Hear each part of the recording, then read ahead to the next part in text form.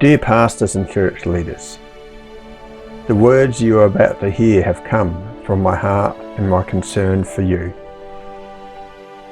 They are from someone who has once been where you are, someone that understands your role, its pressures and stress. I'm sure that you have heard many times about the burnout rate in the ministry that you serve. I know I have. Too many people just like you have found that the stresses and pressure of the ministry have destroyed their marriage and families. People just like you who once dreamed of ministering to hundreds and thousands now suffer depression and loneliness. I hear regularly of those that once climbed the ministry ladder of success but lost their own health and people close to them on the way. And pastor, leader, don't fool yourself by believing it won't happen to you. For many that have fallen before you believed it wouldn't happen to them. Burnout, family breakdown, divorce, loneliness, depression. These are not good fruits of a ministry that is meant to promote Jesus, love, freedom, peace, grace, and forgiveness.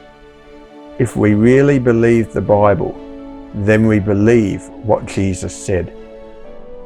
For my yoke is easy and my burden is light. Matthew 11:30. Pastor, leader, why are many of you carrying a hard yoke and a heavy burden? Why is the ministry often promoted as hard and the calling burdensome? Isn't this in contradiction to Jesus' words in Matthew 11:30? For my yoke is easy and my burden is light. Why? After all, Jesus promised that he would build his church. I also say to you that you are Peter, and upon this rock I will build my church, and the gates of Hades will not overpower it. Matthew chapter 16, verse 18. Most of the pressures and stresses you carry in the ministry is caused by trying to build the church. Yet Jesus said he would do that. Pastor, leader, it is not your job to build the church.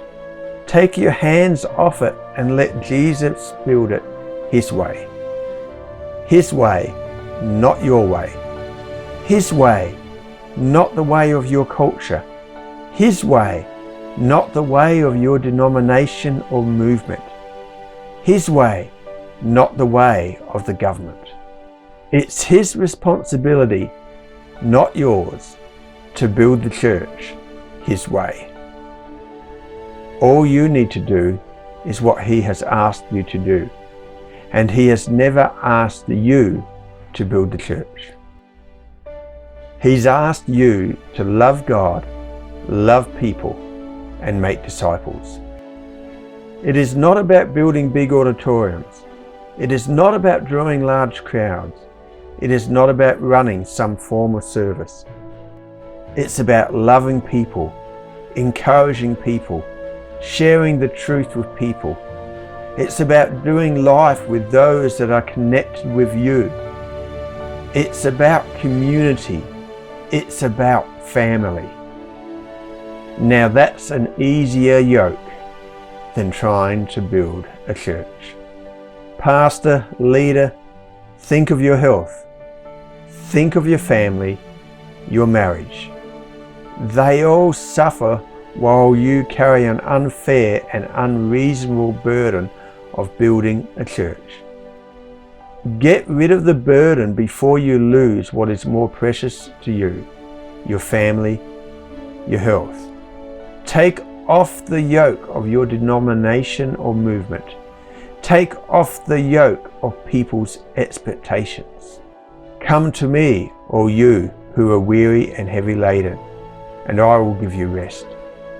Take my yoke upon you and learn from me, for I am gentle and humble in heart, and you will find rest for your souls. For my yoke is easy and my burden is light. Matthew chapter 11, verses 28 to 30. Thus says the Lord of hosts, the God of Israel, I have broken the yoke of the king of Babylon. Jeremiah chapter 28, verse 2. This is my compassionate plea to you, but I understand for some of you, you wouldn't know another way. You wouldn't know what to do outside the corporate church life. Take it to the scripture.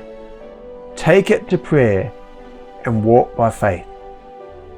This is not about quitting the ministry. This is about doing ministry better, doing ministry more effective, doing ministry healthier, doing ministry by faith. I am sure, like me, you once said to God that you will go wherever He calls you. Are you prepared to take a step into the unknown with nothing but faith that He will guide you? The adventure of simply trusting Him to build His church, His way, may actually save your marriage, your health, and your faith.